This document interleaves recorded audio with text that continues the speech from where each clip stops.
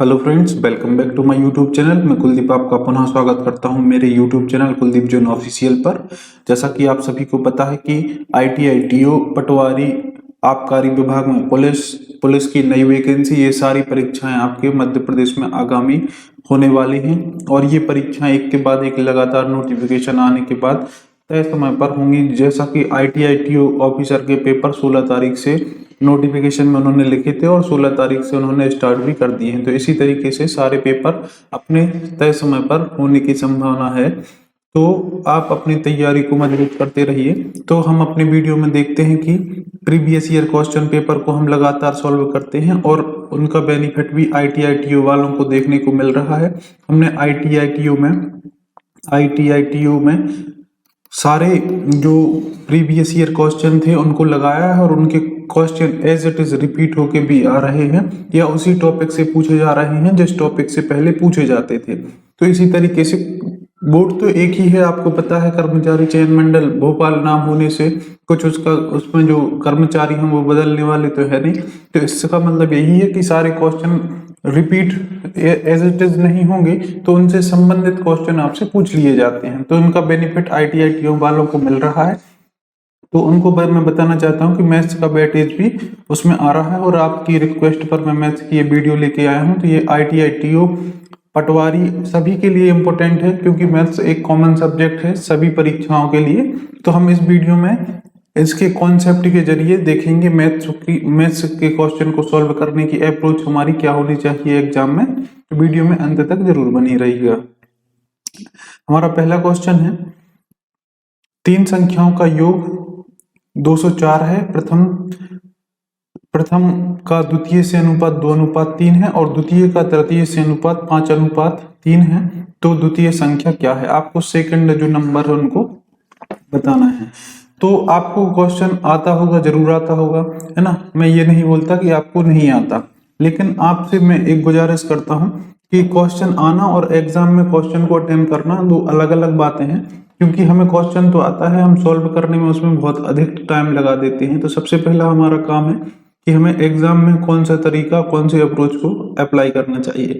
मैं इसमें दोनों तरीका बताऊंगा कि हमारा बेसिक क्या होना चाहिए और हमें एग्जाम में किस तरीके से अटेम्प्ट करना है। ठीक है, उन्होंने बोला है तीन संख्याओं का योग। हमने माना तीन संख्या a plus b plus c। पहली a, b और c तीनों संख्याएं हो गई, इनका योग है 204। ठीक है, उन्होंने बोला है कि a का अनुपात b से कितना है? 2:3। और b का c से कितना अनुपात है? मतलब द्वितीय और तृतीय संख्या दूसरी क्या है? b, तीसरी क्या है? c। तो उनका अनुपात दिया है 5:3। यहाँ पे b की वैल्यू एक जैसी होनी चाहिए। यहाँ 3 है, यहाँ 5 है, तो इनको एक जैसा होना चाहिए। तो हम इनका एलसीएम बना देंगे। मतलब 5 है तो 5 का गुणा इस पूरे नंबर में कर देंगे, यहाँ पे गुणित 5, और यहाँ पे 3 है तो इस वाले में 3 का गुणा कर देंगे। तो क्या हो जाएगा?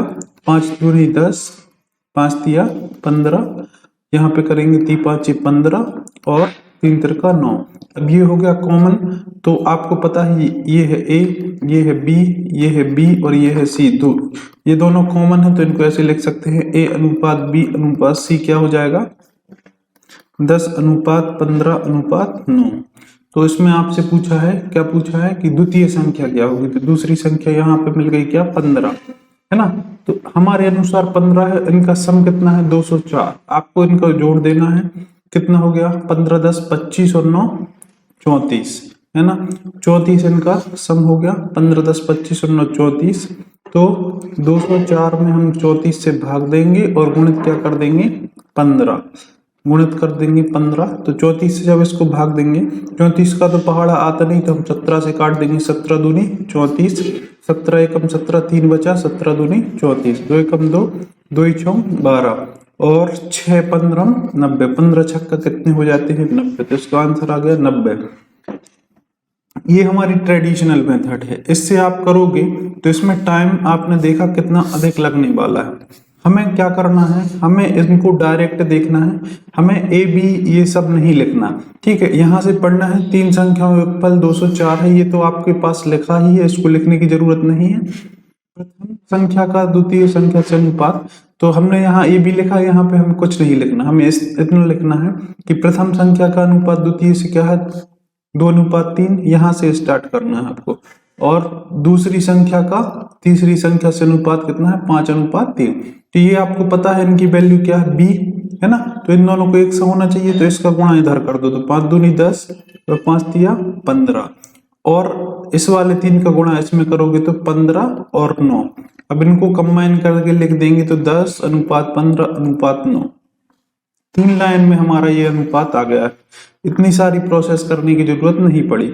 अब इनका सम कर देंगे, कितना हो जाएगा, देखो 9 6 15, नहीं 15 9 24 और 10 34, 34 हो गया। 34 पूरा है, 34 में से हमें कितने की वैल्यू चाहिए, केवल 15 की। तो अब क्या कर देना है, सीधा 204 को 34 से डिवाइड करोगे और 15 का गुणा कर दोगे, तो 34 6 204 और 6 15 90। इतना हमें करना है एग्जाम में, इसको आप ध्यान रखना। अगर ये मेथड समझ में आई हो तो वीडियो को लाइक और शेयर जरूर कीजिएगा। इस तरीके से हम टाइम बचाते हुए एग्जाम में करेंगे, और ये क्वेश्चन आपके लिए सभी परीक्षाओं के लिए इम्पोर्टेंट होने वाले हैं। अगला क्वेश्चन है, वर्ग 6x6 का है और सभी पट्टियां 1 इकाई वर्ग की चौड़ाई की हैं, आच्छादित काले का क्षेत्रफल निकालना है। आपको देखना है यहाँ पे 1 2 3 4 5 6 खंड यहाँ पे लिखे हुए हैं, है ना। तो 6x6 का ये क्या होगा आपका बॉक्स, तो 6x6 मतलब 36 तो इसमें टोटल बॉक्स होंगे, लेकिन 36 में से हमें कौन से आच्छादित काले बॉक्स की निकालना है, तो 36 में से कितनी निकालना है आपको, काले की, है ना। तो आप यहाँ पे अगर मान लो इस तरीके से इसको डिवाइड कर दें, तो ये 1x1 का बॉक्स बन गया। तो इधर कितने बॉक्स हैं, 1 2 3, है ना। ऐसे ही इधर देख लो, यहाँ पे कितने होंगे आएंगे, 1 2 3 4, है ना। तो ये वाले बॉक्स कितने हो गए, अगर इसको इस तरीके से डिवाइड कर लिए, आपको करना नहीं है, मैं आपको समझाने के लिए बता रहा हूँ, इनको अंडरस्टैंडिंग से कर सकते हैं आप। 1 2 3 4 5 6, 1 2 3 4 5 6, इनको आप जोड़ लो, कितने हो जाएंगे, 1 2 3 4 5 6 7 8 9 10 11 12 13 14 15 16 17 18 19 20 21, कितने बॉक्स हो गए, 21। काले बॉक्स की संख्या कितनी हो गई, 21। इसको काट दो आप, किस 3 से कट जाएगा, 30 7 21, 30 12 तिया 36, तो 7/12 इसका आंसर आ जाएगा। इसको आपको ऐसे बनाते नहीं रहना है, इसको आपको मैं बता देता हूँ कैसे सॉल्व करेंगे। अगर इस तरीके से क्वेश्चन आता तो आपको अंडरस्टैंडिंग का प्रयोग करना है, अपने दिमाग का प्रयोग करना है। 6x6 का बॉक्स है, तो इस आप यहाँ पे देख सकते हैं कितने बॉक्स हैं, वो हो जाएंगे 6, है ना। इधर भी कितने होंगे 6, लेकिन ये वाला बॉक्स तो यहाँ पे काउंट कर दिए, तो यहाँ पे कितने हो जाएंगे 5, है ना। अब यहाँ पे देखो कितने हैं, 1 2 3, तो यहाँ पे देख ही रहे हैं। इस वाले में है तो देखो यहाँ पे 1 2 3 4 5 6 7, अब जोड़ दो इनको, 7 3 10 5 15 6 21 बॉक्स। और टोटल कितने हैं, उन्होंने बोला है कि 6x6 का है, तो कितने हो जाएंगे, 36 बॉक्स हो जाएंगे, है ना। तो इस तरीके से इसको आप आसानी से सॉल्व कर सकते हैं। नेक्स्ट क्वेश्चन है, x² + 7x + 12 = ब्लैंक, और यहाँ पे लिखा है x + 4। तो आपको इस ब्लैंक में क्या आएगा, तो इसको कैसे सॉल्व करेंगे वो देख लो। x² + 7x + 12 = blank into x + 4। तो इस वाले बॉक्स की यहाँ पे क्या आएगा ये आपको बताना है। तो दोनों मेथड बता देता हूं मैं इसको, 2 मेथड से इसको कर सकते हैं। देखो पहली मेथड है कि इस वाले टर्म को ऐसे 2 भागों में स्प्लिट करना है कि उनका योग वापस से 7x आ जाए और इनका गुणा कितना आ जाए 12x², है ना। तो इसको ऐसे कर सकते हैं, x² + 4x + 3x + 12। देखो 4 और 3 कितना हो गया 7x, जोड़ा तो, और इनको गुणा करो, 4 3 12 और x², तो 12x² इनका गुणा करने पर आ जाएगा, है ना। तो यहाँ से आपको क्या कॉमन ले लेना है x, तो यहाँ पे बचेगा x + 4, और यहाँ से आप ले लोगे 3 कॉमन, तो x + 4 फिर से बच जाएगा। तो x + 4 यहाँ पे कॉमन ले लो, यहाँ भी है क्योंकि यहाँ भी है, जैसे ही कॉमन लोगे तो यहाँ पे क्या बचेगा x + 3। तो आप देखो क्या आ जाएगा, x + 4 तो पहले से था, अब क्या आ जाएगा x + 3। तो उसका आंसर क्या हो जाएगा x प्लस 3। यहाँ पे हमें करना क्या होता है, ठीक है, कि यहाँ पे देखो 4 दिया है तो 4 के कॉम्बिनेशन में क्या मिलेगा आपको 3। तो इसको आपको और इजी हो गया, ये नंबर दिया हुआ था। तो जब ऐसा क्वेश्चन आ जाए तो आपको डायरेक्ट क्या कर देना है, एक्स स्क्वायर प्लस इसकी जगह पे लिख देना 4x प्लस 3x प्लस 12, है ना। तो आप यहाँ से डायरेक्ट बता सकते हैं कि x प्लस 3 दूसरा नंबर हो जाएगा। ये अगर आप इस पे फेमिलियर हैं, मतलब इनको आप बार बार लगा चुके हैं, तब आप इनको आसानी से कर सकते हैं, नहीं तो आप बेसिक मेथड से करिए। फिर इसके बाद जब आप बहुत सारे क्वेश्चन इस तरीके से लगा लेंगे तो आप उनको आसानी से सॉल्व कर पाएंगे। अगला क्वेश्चन, 2 3 5 6 8 9 11 12 संख्याओं के समुच्चय से हमें 4 संख्याओं का चयन करना है जिनका योगफल 21 होना चाहिए और उनका अधिकतम संख्या ज्ञात कीजिए जो 4 अवयवों के समुच्चय के सदस्य हो सकते हैं। आपको ये कुछ नंबर दिए हैं 2 3 5 6 8 9 11 और 12, ठीक है। इनमें से आपको किन्हीं 4 संख्याओं के समुच्चय बनाना है और उनका योग कितना होना चाहिए 21 से, और आपको बताना है कि ऐसी सबसे बड़ी संख्या कौन है जो उस संख्या का सदस्य हो सकती है। तो हमें सबसे बड़ी संख्या मिलेगी कौन सी, यहां से हम स्टार्ट करते हैं, क्या है 12, ठीक है। 12 के साथ कॉम्बिनेशन बनाओ, 3 संख्या और ले लो इनके साथ, कि इनका योग कितना आ जाए 21। तो 12 यहां से हो गया 12, और मान लो 12 और 2 14, 14 और 3 17, 17 और 5 22। मतलब ये है कि अगर 12 को हम ले रहे हैं तो 4 संख्याओं का योग कितना हो रहा है 22, है ना। तो आप इसको नहीं ले सकते, क्यों नहीं ले सकते, क्योंकि हमें योग तो कितना चाहिए 21, है ना। अब हम लिखेंगे 11, 11 को लेके चलेंगे तो 11, 11 2 13, 13 और 3 16 और 16 5 21 आ गया योग 21। तो अधिकतम संख्या कौन सी है वह 11। 11 ऐसी एक अधिकतम संख्या है कि इनके साथ और 3 संख्या का कॉम्बिनेशन 21 हो सकता है, जो इसका सही आंसर हो जाएगा 11। अगला क्वेश्चन, एक लंब वृत्तीय बेलनाकार बेलन की आधार परिधि 44 सेंटीमीटर है, यदि उसकी त्रिज्या की दुगनी है तो आयतन क्या होगा। उन्होंने बोला है, मान लो इस तरीके से एक बेलन बना है ना, ये बेलन है, ये है ना। अब बेलन से संबंधित टर्म आने चाहिए आपको। उन्होंने बोला है बेलन की परिधि, है ना। तो बेलन की परिधि, इस क्वेश्चन को करने से पहले मैं थोड़ा सा आपको कॉन्सेप्ट बताना चाहता हूँ। तो देखो यहाँ पे देखो, कोई भी आपको बेलन दिया है या वृत्त से संबंधित कोई चीज दी है, मान लो ये वृत्त है ना, ये वृत्त है, तो इसकी जो त्रिज्या है वह हमेशा 7 के गुणन के फॉर्म में होती है। इसको याद रखना है आपको, मतलब 7 होगी, 35 होगी, आपकी 14 हो सकती है, 21 हो सकती है, 10.5 हो सकती है ना। जहां पे ये वृत्त होगा वहां पे आपको ये ध्यान रखना है कि अगर इसकी त्रिज्या, ये कुछ टर्म याद रखनी है, अगर r 7 है तो इसकी जो परिधि मतलब 2 पाई r कितना होगा, ये याद रखना फिक्स है 44, और इसका पाई r स्क्वायर कितना होगा 154 स्क्वायर यूनिट।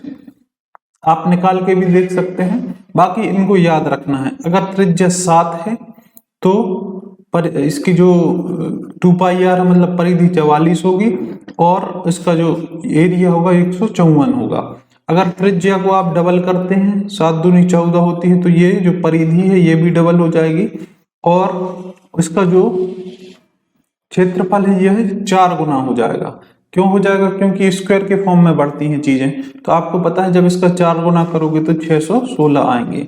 मतलब जब आप त्रिज्या को डबल करते हैं तो परिधि भी डबल होती है और इसका जो क्षेत्रफल होता है वह 4 गुना होते चला जाता है। इसको आपको ध्यान रखना है। तो ये कॉम्बिनेशन याद रखना है, अगर त्रिज्या 7 है तो इसकी जो परिधि होगी 44 होगी, और इसका आयतन कितना, इसका क्षेत्रफल होगा कितना 154। अब हमें इसको बेलन के उसमें अप्लाई करना है, तो कैसे करेंगे देखो। उन्होंने बोला है कि यदि लंब वृत्तीय बेलन की आधार, ये है आधार, यहाँ पे जब इसको आप सामने से देखेंगे तो इस तरीके से सर्कल दिखेगा, है ना। तो 2 पाई r इज इक्वल टू कितना दिया है 44, है ना। अब इसको सॉल्व करो तो r बराबर कितना आ जाएगा आपका 7, हम देख के आए हैं, और ना विश्वास हो तो आप इसको सॉल्व भी कर सकते हैं। 2 इसको क्या लिख सकते हैं, पाई को 22/7 इंटू आर बराबर 44, है ना। 22 दूनी 44 और 22 दूनी 44 से 44 कट जाएंगे तो आर बराबर क्या हो जाएगा, इधर जाके 7 आ गया। तो आर बराबर कितना हो गया आपका 7, है ना। इस बेलन का जो त्रिज्या आगे कितनी है 7, और उन्होंने बोला है यदि ऊंचाई त्रिज्या की 2 गुनी है, ऊंचाई कितनी हो जाएगी, ये h है ना, तो h कितनी है त्रिज्या की 2 गुनी, तो r कितनी है 7, तो त्रिज्या कितनी, सॉरी r कितनी, मतलब त्रिज्या कितनी है 7, तो ऊंचाई कितनी हो जाएगी 14 अकॉर्डिंग टू दी क्वेश्चन, है ना। अब उन्होंने बोला है कि इसका आयतन बताना है, तो बेलन का आयतन क्या होता है, बेलन का हमेशा कोई भी चीज है आपको फॉर्मूला याद नहीं करना है, आपको कोई भी चीज है तो उसके आधार का क्षेत्रफल इंटू ऊंचाई कर देना है। देखो ये जो बेलन का आधार है, जब आप इसको देखोगे तो किसके आकार का होगा, ये वृत्ताकार होगा, तो वृत्त का क्षेत्रफल कितना होता है पाई आर स्क्वायर, तो यहाँ पे क्या हो जाएगा पाई आर स्क्वायर, और जो इसकी ऊंचाई कितनी है h, तो इसका गुणा कर देना है इसमें, तो ये हो जाता है बेलन का आयतन, क्या हो जाएगा पाई are square into H.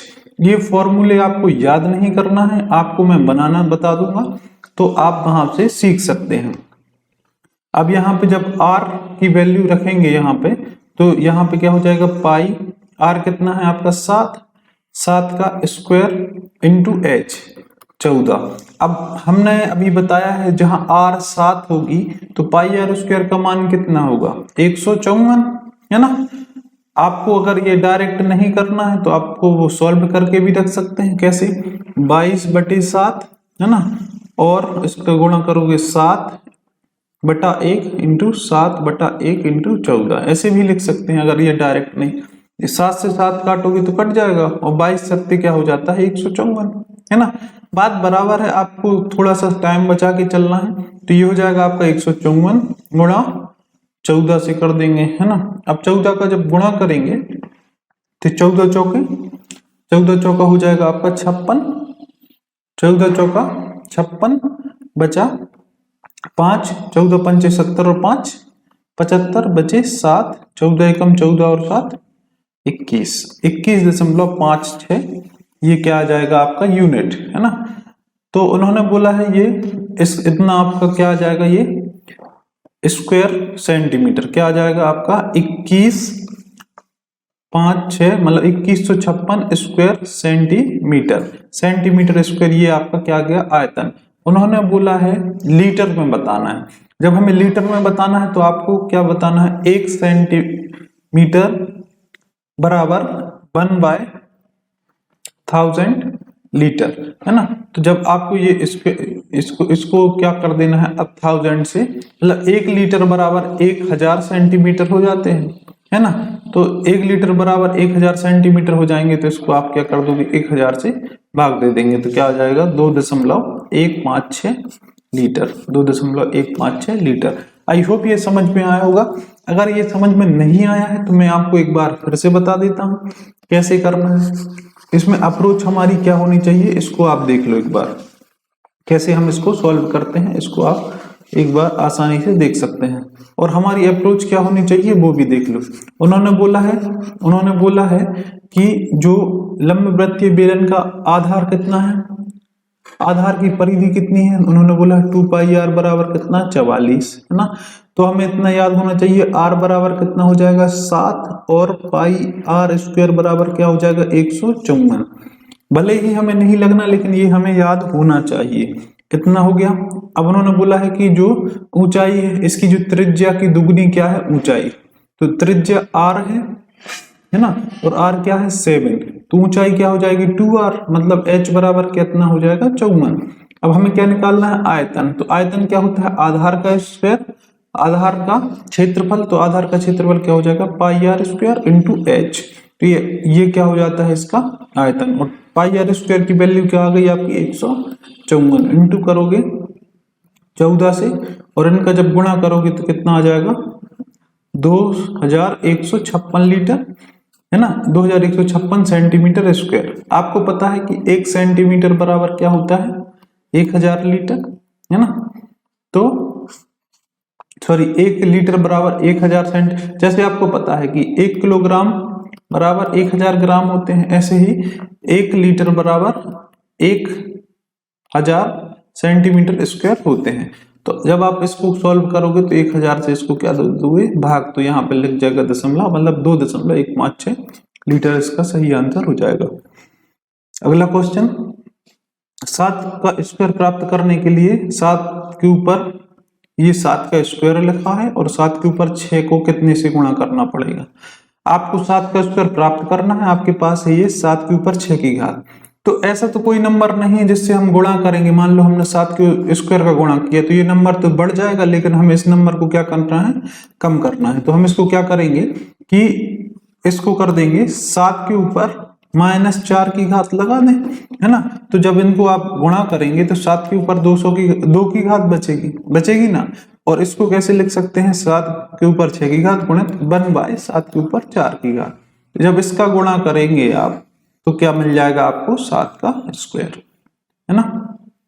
Next question, m + n = खालिस, यहाँ पे लिख देते हैं बड़े से नंबर में, m + n यहाँ पे एक और ब्रैकेट है, = 5ma + mb + 5na + nb, है ना। तो आपको यहाँ बताना है क्या आएगा। तो यहाँ देखो आप m और m कॉमन है, तो यहाँ पे m कॉमन ले लो, क्या बचेगा 5a प्लस ये m निकल गया, यहाँ पे क्या बचा b प्लस यहाँ पे देखो n है तो n कॉमन ले लो, यहाँ पे बचा 5a + b। 5a + b इधर है, 5a + b इधर, इसको भी कॉमन ले लो, तो 5a + b कॉमन आ गया, क्या बचा m + n, है ना। तो यहाँ पे क्या है आपका m + n और दूसरे ब्रैकेट को आपको निकालना है, तो ये वाला ब्रैकेट इससे क्या हो जाएगा कैंसिल, इसकी जगह पे क्या आ जाएगा 5a + b। इतना इजी क्वेश्चन है, आपको टाइम बचाना है। यहां से देखो नेक्स्ट क्वेश्चन है, इसका क्या निकालना है, औसत निकालना। आपके पास लिखा है 17, आपको लिखना नहीं है, आपको जोड़ना है डायरेक्ट। यहाँ पे छोटे नंबर हैं इसीलिए मैं आपको बड़ा करके लिख रहा हूँ, जिससे आपको अच्छे से समझ में आ जाए।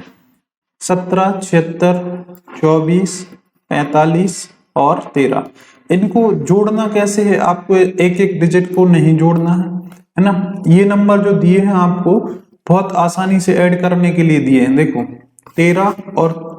17 और 13 कितना हो जाता है 30, है ना। 76 और 24 कितना हो जाता है 100, मतलब 130 हो गया, और 45 175, कितना हो गया 175। इस तरीके से आपको जोड़ना है, बड़े आसानी से। आपका जोड़ने का तरीका होना चाहिए, आप इसको जोड़ सकते हैं 76 और 24 100 हो जाएंगे, है ना। आपको जीरो बनाना है हमेशा। 17 और 13 कितना हो जाएगा 30, तो 130 इधर से हो गया, और 45 और जोड़ दो तो 75 हो गया। और कितने नंबर ये है 5, तो 5 से भाग देना है ना। 5 तिया 15, 2 बचा 5 25, कितना आंसर आ गया 35, है ना। अगर आप इसको एक तरीके से और देखना चाहें तो बता देता हूं, क्या करना है, यहाँ पे कितने नंबर है 5, तो सभी से 5 को काट दो, है ना। लेकिन वो प्रोसेस थोड़ी सी लंबी हो जाएगी, तो उसको अभी छोड़ देते हैं। नेक्स्ट क्वेश्चन है,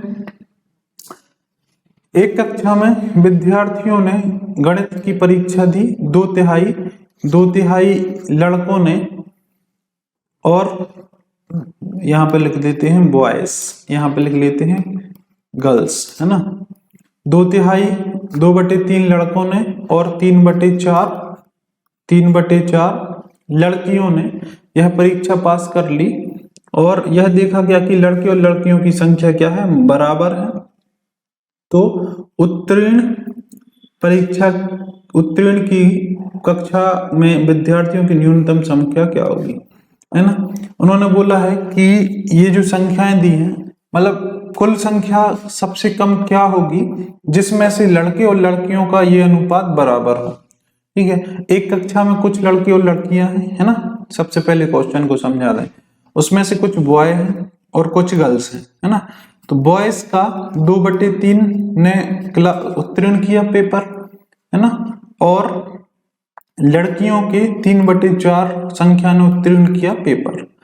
अब जो ये संख्या आई है ये क्या सी आई है, बराबर आई है, मतलब बराबर बराबर संख्या में दोनों ने पास की है। तो आपको कुल संख्या बताना है ना। आपने देखा कि कुल संख्या क्या है तो वो बताना है। इसमें अगर आप फॉर्मूले से जाओगे तो इसमें बहुत अधिक टाइम लग जाएगा, आपको थोड़ा सा दिमाग लगाना है। ऑप्शन में से ही कोई आंसर होगा, है ना।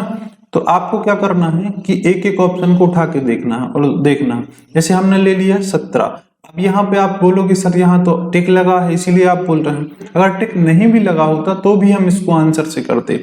आंसर से करना कितना आसान हो जाएगा वो देख लो, मैं बता देता हूँ। ये इसका आंसर मान लो हमने टोटल ले लिया 17। 17 में से आप देखो कि 2/3 किस संख्या का निकले। 17 में इसमें बॉयज भी हैं और गर्ल्स भी हैं, इसको ध्यान रखना, इसमें बॉयज भी हैं और गर्ल्स भी हैं। अब उन्होंने बोला है बॉयज का 2/3। अब आपको ऐसा नंबर सोचना है कि जिसका 2/3 निकल जाए, है ना। तो 3 का मल्टीपल होगा, या तो 3 होगा, या तो 6 होगा, या तो 9 होगा, या तो 12 होगा, या 15 होगा, है ना। तो इसमें से गर्ल्स भी हैं, है ना, तो उनको भी ध्यान रखना है। हमने देखा कि एक नंबर हमें क्लिक किया, मान लो इसमें कितने हैं, 2, मतलब जो बॉयज का नंबर है वो कितना है, 9। 17 में से 9 क्या है, बॉय, है ना। अब बॉय का आप 2/3 निकालोगे, मतलब 2/3 करो 9 का, तो कितना बचेगा, 3 एकम 3, 3 तिरका 9, 3 दूनी 6 आ गया। कितना आ गया, 6। 6 लड़कों ने क्या कर लिया, पास। सपोज हमने ले लिया 9, है ना। तो लड़कियां कितनी हो जाएंगी, अब 8 बचेंगी, क्योंकि टोटल तो कितना है, 17, है ना। अब इसका 3/4 निकालो, तो 3/4 इसका निकालोगे आप, 4 एकम 4, 4 दूनी 8, 3 दूनी 6, मतलब 6 लड़कों ने और 6 लड़कियों ने पास की, है ना। अब आप समझ सकते हैं कि कितना आसान हो गया। हमारी ये वाली शर्त पूरी हो गई कि लड़की की संख्या और लड़कियों की संख्या एक सी है ना। तो 8 लड़कियां होंगी और 9 लड़के होंगे, 9 8 17, ये न्यूनतम संख्या हो गई। तो इस तरीके से इसका आंसर निकाल सकते हैं आप। आई होप ये क्वेश्चन समझ में आया होगा। नेक्स्ट क्वेश्चन है, एक रेलगाड़ी जो कि 150 मीटर लंबी है, 36 किलोमीटर प्रति घंटे की चाल से गुजरती है, राज्य को पार करने में यह कितना समय लेगी। ये रेलगाड़ी ट्रेन का स्पीड का, मतलब ये ट्रेन का क्वेश्चन है, टाइम स्पीड वर्ग का क्वेश्चन है। इसमें एक कॉन्सेप्ट है उसको आप याद कर लो, तो इस तरीके के क्वेश्चन आप हमेशा आसानी से सॉल्व कर पाएंगे। 5 मिनट का समय लगेगा, आपको मैं समझा देता हूं। देखो मान लो आपकी एक ट्रेन है ना, और उन्होंने बोला है कि इसकी स्पीड कितनी है। तो टाइम स्पीड वर्क में आप देखते हैं कि आप जब भी मीटर पर सेकंड में एक यूनिट देखते हैं और किलोमीटर पर घंटे में एक यूनिट देखते हैं, इन दो यूनिट को आप आसानी से देखते हैं, है ना। तो जब भी आप देखते हैं कि किलोमीटर पर आवर में कोई आपको चाल दी है, इसको छोटे में बदलने के लिए आप 5/18 का गुणा करते हैं, या फिर मीटर पर सेकंड में आपको कोई चाल दी है ना, तो 18/5 का गुणा करते हैं। तो ये क्यों करते हैं, इसमें कॉम्बिनेशन क्या होता है, देखो मैं आपको बताना चाहता हूं। अगर कहीं पे आपको चाल दी हो 18 किलोमीटर प्रति घंटे की चाल से कोई व्यक्ति या फिर कोई ट्रेन चल रही है, तो इसका मतलब ये भी होता है कि वह ट्रेन 5 मीटर पर सेकंड की चाल से चल रही होगी। 18 किलोमीटर प्रति घंटे की चाल से चल रही है, मतलब किलोमीटर प्रति घंटे में आपको यूनिट दी है, तो अगर आप इसको मीटर पर सेकंड में बदलेंगे तो 5 मीटर पर सेकंड में यह चेंज हो जाएगी। आई बात समझ में। अगर किलोमीटर प्रति घंटे में चल रही है तो 18 किलोमीटर प्रति घंटे और 5 मीटर प्रति सेकंड की चाल से वह चलेगी। अगर उसकी स्पीड को 36 किलोमीटर प्रति घंटा कर दिया जाए, आप देखोगे अधिकतर आपको जो यूनिट मिलेंगी किलोमीटर प्रति घंटे की चाल में मिलेगी 18 का मल्टीपल, है ना, और मीटर पर सेकंड में 5 के मल्टीपल में मिलेंगे। मैं आपको अभी क्वेश्चन में भी बताऊंगा। अगर आपको कहीं पर 36 किलोमीटर प्रति घंटे की चाल से दी है तो आपका मीटर में कितनी हो जाएगी, 10 मीटर प्रति सेकंड। अगर आपको दिया है 54 किलोमीटर प्रति घंटे की चाल से, तो ये हो जाएगा 15, है ना। तो 18 का 5 हो जाएगा, 36 का 10 हो जाएगा, 54 का 15 हो जाएगा। अगर आपसे बोला जाए 72 किलोमीटर प्रति घंटे की चाल से चल रही है कोई ट्रेन, तो मीटर पर सेकंड में कितने चलेगी, देखो 18 का ये 4 गुना है, तो 5 का 4 गुना कितना हो जाएगा, 20 मीटर प्रति सेकंड। आपको 5/18 का गुणा नहीं करना, आपको 18/5 का गुणा नहीं करना, कंफ्यूजन होता है। अगर ये ट्रेन 90 किलोमीटर प्रति घंटे की चाल से चल रही है तो आपकी जो मीटर पर सेकंड में स्पीड क्या होगी, 25 मीटर पर सेकंड। इसको आपको थोड़ा सा याद जरूर रख लेना। अब आ जाते हैं हम क्वेश्चन पे। हमारा क्वेश्चन क्या है वो देख लो।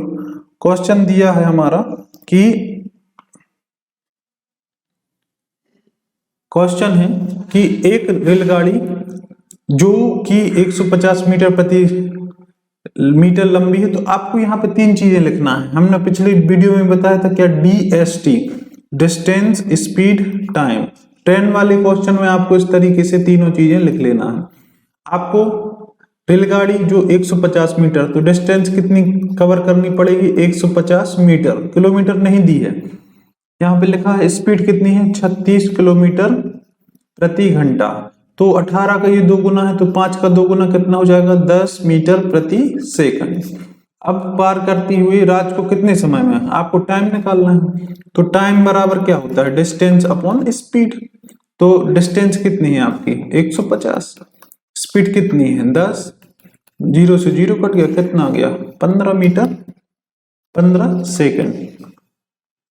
इस तरीके से आप इसको आसानी से सॉल्व कर सकते हैं। आई होप ये जो 10 क्वेश्चन हमने आज की वीडियो में डिस्कस किए ये आपको अच्छे लगे होंगे। अगर वीडियो पसंद आए तो वीडियो को लाइक और शेयर जरूर कीजिएगा।